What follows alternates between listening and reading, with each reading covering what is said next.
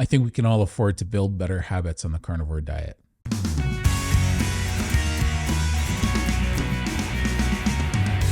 Hey, what's shaking bacon? My name is Bruno Panucci. I hope you're doing well. So I really appreciate you tuning into this video. So I've been doing carnivore steady since 2021, and I started it back in 2018. I was inconsistent with it for a few years, but I got to the point where it's a habit. It's an old habit for me. There's no way I would stop doing a carnivore diet. I would sooner starve than stop a carnivore diet.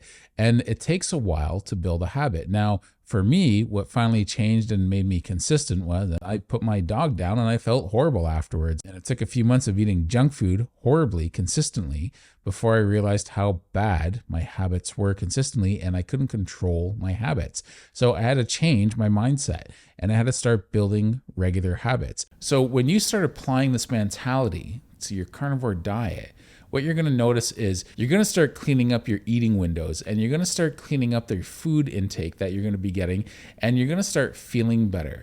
And then as you start to feel better and you maybe lose weight or your health problems get managed, what's going to happen is you're going to start doing more, and you're going to have more opportunities open up in life because you're going to be more active and more involved in your life. And as you get more involved in your life, maybe that'll have a positive ripple effect on your work or your family life or your relationship with your spouse or kids or whoever else that you're interacting with day to day. I was a big kid. I must have been around 400 pounds by the time I was 16 years old.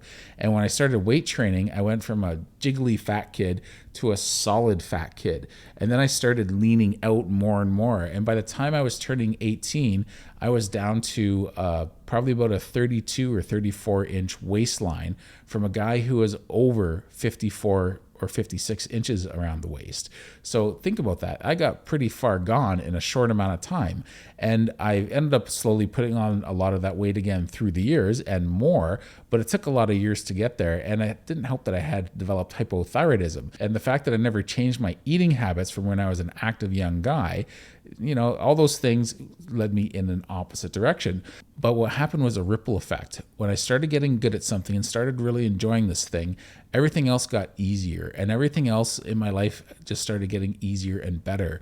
And the same thing happens when you're starting carnivore. So when you start applying this mentality to your carnivore diet, you're going to start cleaning up your eating windows, and you're going to start cleaning up the food intake that you're going to be getting, and you're going to start feeling better. And then as you start to feel better and you maybe lose weight or your health problems get managed, what's going to happen is you're going to start doing more, and you're going to have more opportunities open up in life because you're going to be more active and more involved in your life. And as you get more involved in your life, maybe that'll have a positive ripple effect on your work or your family life or your relationship with your spouse or kids or whoever else that you're interacting with day to day. I got to the point by the time I was 18, I was a really athletic 200-pound muscular kid. I was built like a 22-year-old university student at 18. I had a thick chest, thick back. I was tall, and I was a strapping young lad. I didn't realize how good a shape I was in, but this is what happened all the time. People would come up to me and be like, "Can I start working out with you?" Complete strangers, because I didn't realize I was that guy who was really athletic compared to everyone else's age. I just didn't realize it because I couldn't tell that I was in good shape because I had body dysmorphia. I lost so much weight so fast, I didn't even notice it. I saw myself in the mirror every day. I couldn't tell a difference. It took seeing a photo of myself after 2 years of consistent weight loss before I actually saw a dramatic difference because I didn't recognize myself in that photo. Oddly enough, when I put all my weight back on through the years, back when I was in my 30s, I also didn't recognize myself in the photo because I put on so much weight and I just hadn't seen photos. It's weird how looking into a mirror and seeing yourself in a photo can have that different effect. But regardless, that's where I was. And it's interesting when you start cleaning up your health through a carnivore diet, the ripple effect it has in the rest of your life. And you end up helping people just through your own day-to-day activity, because what's happening is you're increasing your quality of life, and other people notice that and they get attracted by it and they go, wow, like they've really turned their life around. And where did it start? Well, they changed their diet. You know, after being overweight for 5 years or 10 years or 30 years, they finally decided to make a change. Maybe it was a health scare that brought them there. Maybe they were just tired of feeling like crap. Maybe it was something else in your life that changed, and now you're focusing more on your diet, and your diet is one of the ripples from that initial change you made. So I want you to pay attention to the fact that just because you're doing a carnivore diet and it's helping you with this ripple effect, and you've changed your behaviors to make this carnivore diet be a more consistent part of your lifestyle, it's something that's going to help everything else in your life. And I want you to just notice that you need to change your behaviors. The one thing you want to keep in mind is you have to get comfortable at failing. Nobody starts something and doesn't fall at one point. Now, maybe you've fallen with lots of different ways of eating through the years. Maybe it's been consistency with carnivore. Whatever it is, you probably didn't start off at the top and say, oh, I've been doing this and I never cheated ever since that day. Lots of people don't start carnivore doing that.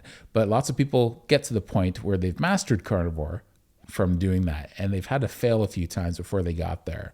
And we might call that relapses. Now, when it comes to relapses, they're mistakes, and you can't beat yourself up about it. What you have to do is just decide to go forward and accept the fact that you had a relapse at one point, and that doesn't change tomorrow. That changes at your next meal, right? You don't want to start thinking about how you're going to change it next week. You need to make that change now. Acknowledge your failure, but don't dwell on it. Just acknowledge it and be analytical. Bring that analytical side of yourself out and accept the fact that you made a mistake, and don't beat yourself up, but try and learn from that mistake and learn how to avoid making that mistake again. You might make that mistake, that exact mistake, 12 times over or 100 times over because you're dealing with an addiction. You have to learn to appreciate yourself. One of the things you can do is track your progress. So when I started collecting comic books, I started making all these lists of all the comic books I was collecting. I was a big Spider-Man fan, and I still am. And I had to track my progress because there were something like 350 issues of Spider-Man that were out at the time. And I was collecting all those back issues, and I was tracking as I was going along. I didn't realize I was creating all these good habits. I was just doing something that felt natural at the time. When I was weight training, I was doing something that felt natural at the time, but I had to monitor my progress so that I could tell where I was and where I was going with the different weights and exercises I was doing, because I was always trying to push myself past that last limit that I had. And you need to do this with carnivore. You need to figure out how much you're eating. You don't have to be anal about it, but when you're starting carnivore, just try and keep yourself full. And that's your goal in the beginning. Just keep yourself full. And after a while, you can start playing around and tweaking it if you need to. Typically, most people start the carnivore diet. I recommend just eating red meat and eating it to a level that you find that you're satiated and going from there. Most people, that gets them most of the way, depending on your age and health history.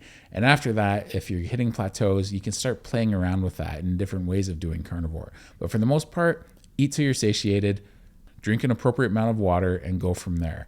Eat again when you're hungry. Repeat. It's simple as that. Most people get amazing results when they do the carnivore diet that way. So applying this carnivore diet and learning to fail and learning to accept your failures and learning to get more and more consistent through your failures is going to help you to accept where you are and where you need to go. It's really that simple. It's not easy necessarily, but it is simple. And you just have to be consistent. You just have to keep going at it. And eventually you're going to get it. No one masters something right off the bat. We usually have to work at it. So accept the flaws, accept the fact that you're not perfect, and learn from your mistakes. And I think you're going to do great on the carnivore diet, whether you're just trying to start it or you're trying to be consistent with it or you're trying to just up your carnivore game. Whatever you're trying to accomplish, I think that's a good way to go. Record your results and just see how far you are compared to where you've been. All right, so thanks a lot. I appreciate you watching this video. Take care.